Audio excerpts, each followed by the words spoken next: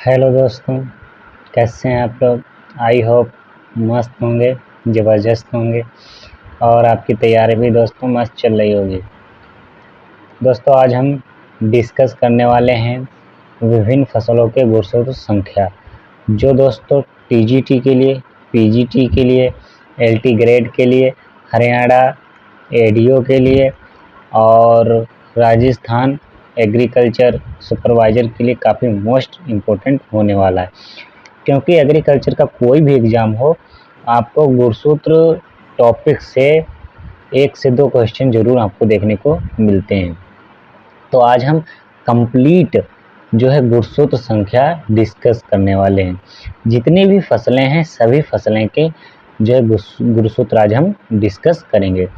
तो सबसे पहले हम देखते हैं कि 2n बराबर 14 गुणसूत्र किस किस फसल में पाए जाते हैं। तो 2n बराबर 14 जो क्रोमोसोम है यानी कि गुणसूत्र हैं, सबसे पहले गुलाब में देखने को मिलते हैं, यानी कि गुलाब में पाए जाते हैं, खीरा में पाए जाते हैं, मटर में पाए जाते हैं, राई में पाए जाते हैं, जौ में पाए जाते हैं, मशरूम में पाए जाते हैं, बाजरा में। यानी कि इतनी फसलों में जो है क्रोमोसोम नंबर 2n बराबर जो है 14 पाए जाते हैं।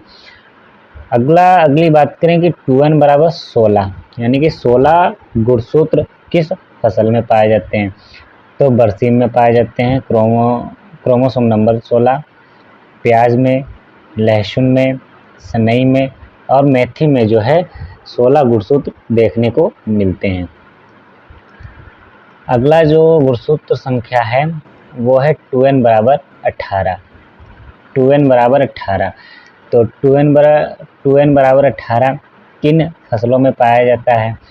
तो सबसे पहले गाजर में, फिर मूली में जो है 18 गुणसूत्र देखने को मिलते हैं, पपीता में 18 क्रोमोसोम पाए जाते हैं, चुकंदर में, फूल गोभी, पत्ता गोभी, अनार और पालक, इन सभी फसलों में जो है 18 गुणसूत्र पाए जाते हैं। अगला जो नंबर है 2n बराबर 20, यानी कि 20 क्रोमोसोम किन्ने में पाए जाते हैं। तो 20 की बात करें तो मक्का में जो है 2n बराबर 20 पाए जाते हैं, ज्वार में 20 गुणसूत्र पाए जाते हैं, शलजम में 20 गुणसूत्र पाए जाते हैं और कुसुम में जो है 20 गुणसूत्र पाए जाते हैं। अगला जो है 2n बराबर 22, तो 2n बराबर 22 काफ़ी मोस्ट है, क्योंकि लगभग ज़्यादा क्रॉपों में जो है गुणसूत्र 22 पाए जाते हैं। अगर बात करें मूंग में, तो दोस्तों मूंग में जो है 2n बराबर 22 पाए जाते हैं, यानी कि मूंग में जो गुणसूत्र हैं 22 पाए जाते हैं। उड़द में जो है 22 गुणसूत्र पाए जाते हैं, लोबिया में 22, अरहर में 22, राजमा में 22 गुणसूत्र पाए जाते हैं, करेला में 22 गुणसूत्र पाए जाते हैं, लौकी में 22 गुणसूत्र पाए जाते हैं, परवल में 22 गुणसूत्र पाए जाते हैं, तरबूज में 22 गुणसूत्र पाए जाते हैं, अमरूद और करौंदा में जो है 22 क्रोमोसोम पाए जाते हैं। तो ये हो गए 22। अब बात करते हैं कि क्रोमोसोम जो है 24, यानी कि गुणसूत्र 24 किस फसल में पाए जाते हैं। तो सबसे पहले देखते हैं टमाटर। टमाटर में जो है कितने गुणसूत्र पाए जाते हैं, 24 गुणसूत्र पाए जाते हैं। बैगन में 24 गुणसूत्र पाए जाते हैं। खरबूजा में भी जो दोस्तों 24 गुणसूत्र पाए जाते हैं और धान और मिर्च में 24 गुणसूत्र पाए जाते हैं। इनमें जो मोस्ट इम्पोर्टेंट है गुणसूत्र नंबर 24, इसमें धान का काफ़ी पूछा जाता है और टमाटर बैगन का काफ़ी पूछा जाता है कि इनमें जो है कितने क्रोमोसोम नंबर पाए जाते हैं। तो टमाटर, बैगन, मिर्च, धान, खरबूजा, इन सभी में जो है 24 गुणसूत्र संख्या पाए जाते हैं। ठीक है। अगला जो नंबर है 2n बराबर 26, यानी कि 26 गुणसूत्र जो है किन में पाए जाते हैं। तो तिल में 26 क्रोमोसोम पाए जाते हैं, और रागी में 26 पाए जाते हैं, देसी कपास में 26 गुणसूत्र पाए जाते हैं, चिकनी तुरई में जो है 26 गुणसूत्र पाए जाते हैं, धारीदार तुरई में भी दोस्तों 26 गुणसूत्र देखने को मिलते हैं। अगला जो है 2n बराबर 28। 2n बराबर 28 दोस्तों केवल आंवला में मिलते हैं। किसमें? आंवला में जो है क्रोमोसोम 28 पाए जाते हैं। कितने? 28 पाए जाते हैं केवल आंवला में। अगर बात करें गुणसूत्र नंबर 30, यानी कि 2n बराबर 30 किस में पाए जाते हैं? तो लीची में गुणसूत्र संख्या 30, चाय में 30 गुणसूत्र पाए जाते हैं, अलसी में 30 जो है गुणसूत्र पाए जाते हैं। अगला है 2n बराबर 32, यानी कि 32 गुणसूत्र किसमें पाए जाते हैं? तो सबसे पहले नारियल में जो है 32 क्रोमोसोम पाए जाते हैं, सुपारी में 32 क्रोमोसोम पाए जाते हैं, अखरोट में 32 क्रोमोसोम पाए जाते हैं और रिज्का में भी जो है 32 क्रोमोसोम पाए जाते हैं। अगर बात करें क्रोमोसोम 33, यानी कि 2n बराबर 35 किस फसल में पाए जाते हैं या किस क्रॉप में पाए जाते हैं? तो भैया केला में जो क्रोमोसोम नंबर है 33 पाए जाते हैं। कितने? 33 पाए जाते हैं। केला एक त्रिगुणित फसल है। कैसी है? त्रिगुणित फसल है। अगला देखते हैं। अगला जो है 2n बराबर 34। तो 2n बराबर 34 जो है सेब में पाए जाते हैं। किसमें? 2n बराबर 34 सेब में देखने को मिलते हैं। नाशपाती में, सूरजमुखी में जो है 34 गुणसूत्र पाए जाते हैं। अगला जो है वह है 2n बराबर 36। तो 2n बराबर 36 जो है बेल में देखने को मिलता है, फालसा में देखने को मिलता है, खजूर में और चीकू में जो है 36 गुणसूत्र पाए जाते हैं। अब देखते हैं अगला जो है 38 जो है केवल अंगूर में पाए जाते हैं, यानी कि अंगूर में गुणसूत्र संख्या कितने पाए जाते हैं? 38। ठीक है, अंगूर में 38 क्रोमोसोम पाए जाते हैं। अगर बात करें 40 कि 40 किन किन फसलों में जो है क्रोमोसोम पाए जाते हैं, तो सबसे पहले सोयाबीन में 40 गुणसूत्र पाए जाते हैं, मूंगफली में 40 पाए जाते हैं, आम में 40 पाए जाते हैं, जामुन में भी 40 गुणसूत्र देखने को मिलते हैं और कद्दू में भी दोस्तों 40 गुणसूत्र देखने को मिलते हैं। अगला बात करते हैं 2n बराबर 42। तो 2n बराबर 42 जो है गेहूं में काफ़ी मोस्ट इम्पोर्टेंट है, वेरी मोस्ट इम्पोर्टेंट कि गेहूं में कितने गुणसूत्र पाए जाते हैं? 42 पाए जाते हैं। और काजू में भी दोस्तों 42 गुणसूत्र जो है पाए जाते हैं। अगर बात करें 2n बराबर 44। 2n बराबर 44 जो है कॉफ़ी में गुणसूत्र पाए जाते हैं। कॉफ़ी में कितने पाए जाते हैं? 2n बराबर 44 गुणसूत्र पाए जाते हैं। अगला है 48 कि 2n बराबर 48 किस में पाए जाते हैं? तो आलू में काफ़ी मोस्ट इम्पोर्टेंट है।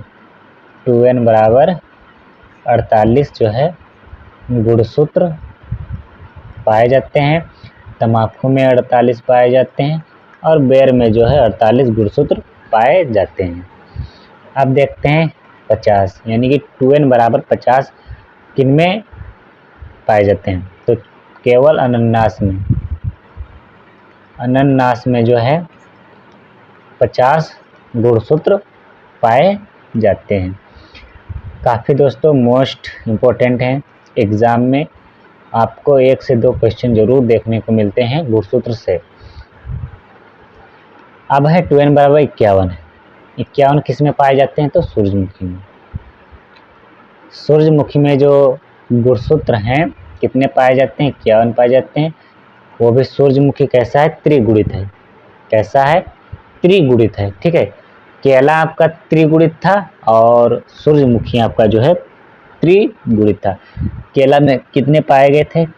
केला में 2n बराबर 33। कितने पाए गए थे? 33। और सूरजमुखी में 51। केला भी आपका कैसा था? त्रिगुणित था। कैसा था? त्रिगुणित था। और सूरजमुखी भी आपका कैसा है? त्रिगुणित है। ठीक है, अब बात करते हैं अगला पॉइंट। अगला जो है 2n बराबर 26। तो 2n बराबर 56 जो है किस में पाए जाते हैं? कटहल में और स्ट्रॉबेरी में। किस में? कटहल में जो गुणसूत्र हैं 56 पाए जाते हैं और स्ट्रॉबेरी में भी दोस्तों 2n बराबर 56 पाए जाते हैं। अब देखते हैं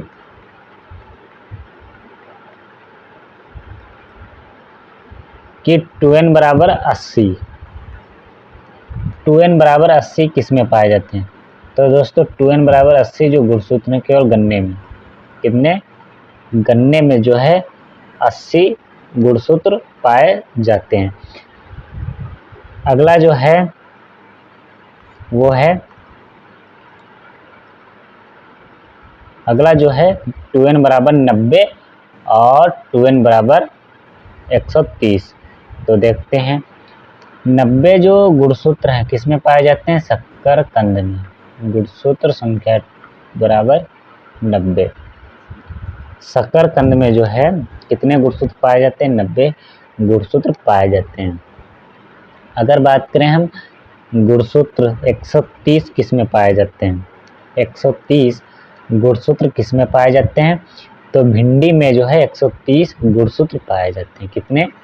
भिंडी में 130 गुणसूत्र पाए जाते हैं। तो ये थे दोस्तों गुणसूत्र से संबंधित जितनी भी लगभग फसलें थी हमने सभी यहाँ पे डिस्कस किए हैं कि किस फसल में कितने गुणसूत्र पाए जाते हैं। काफ़ी मोस्ट इम्पोर्टेंट है दोस्तों। एग्ज़ाम में आपको जो है 1 से 2 क्वेश्चन देखने को ज़रूर मिलेगा।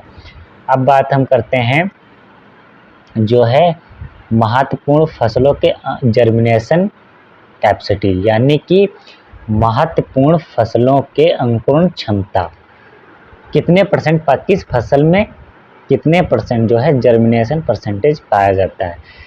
तो बात करें अगर हम मक्का की, मक्का में जो है सबसे अधिक जर्मिनेशन परसेंटेज पाया जाता है। कितना पाया जाता है? 90%।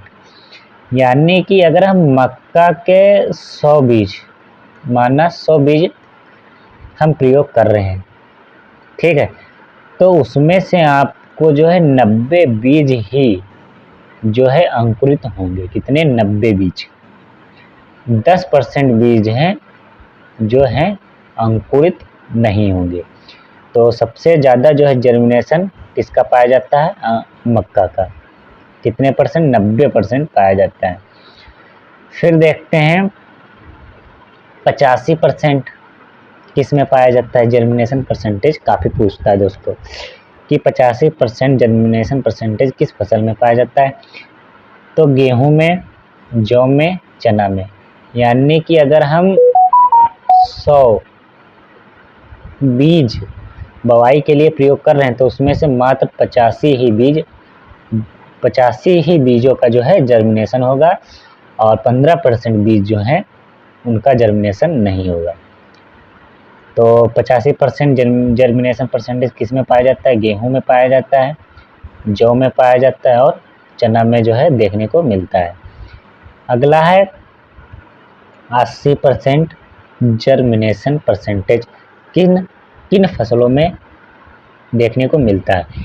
तो सबसे पहले धान में 80%, यानी कि अगर हम 100 बीज प्रयोग कर रहे हैं उसमें 80 ही बीज का जो है जर्मिनेशन होगा। 20% जो है बीज नष्ट हो जाते हैं। धान में, ज्वार में, तिल में, बरसीम में, रिज्का में जो जर्मिनेशन परसेंटेज है कितना होता है? 80%। कितना होता है? 80% जो है जर्मिनेशन परसेंटेज होता है। धान, ज्वार, तिल, बरसीम और रिज्का में 80% जो है जर्मिनेशन परसेंटेज देखने को मिलता है। अगला है 75%। 75% जर्मिनेशन, तो 75% आपको बाजरा में देखने को मिलता है, मूंग में, उड़द में, मोठ में, अरहर में, लोबिया में जो है 75% ही बीज का जर्मिनेशन होता है और 25% बीज नष्ट हो जाते हैं। यानी कि 25% बीजों का जो है जर्मिनेशन नहीं होता है। अगला है 70%। तो 70% में जो है आपका मूंगफली है, सोयाबीन है, ग्वार है और सूरजमुखी है। इन फसलों का जो जर्मिनेशन परसेंटेज है कितना है? 70%। यानी कि 70% बीज ही जर्मिनेशन होता है बीजों का और बाकी 30% बीज जो है नष्ट हो जाते हैं। अगला जो है 65%। 65% किन फसलों का जर्मिनेशन परसेंटेज है? तो कपास का है और भिंडी का है। कपास और भिंडी में जो है दोस्तों 65% ही बीजों का जर्मिनेशन होता है। ठीक है, कितना? 65% ही बीजों का जर्मिनेशन होता है और 35% जो है बीज नष्ट हो जाते हैं। तो ये था दोस्तों आज का टॉपिक। पहला टॉपिक था गुणसूत्र से संबंधित और दूसरा टॉपिक था जर्मिनेशन से संबंधित कि किस फसल में कितने % जो है जर्मिनेशन पाया जाता है और किस फसल में कितने गुणसूत्र पाए जाते हैं। तो परीक्षा की पॉइंट व्यू से काफ़ी मोस्ट इम्पोर्टेंट है और ये सभी एग्ज़ाम के लिए, एग्रीकल्चर ऑल एग्ज़ाम के लिए मोस्ट इम्पोर्टेंट है।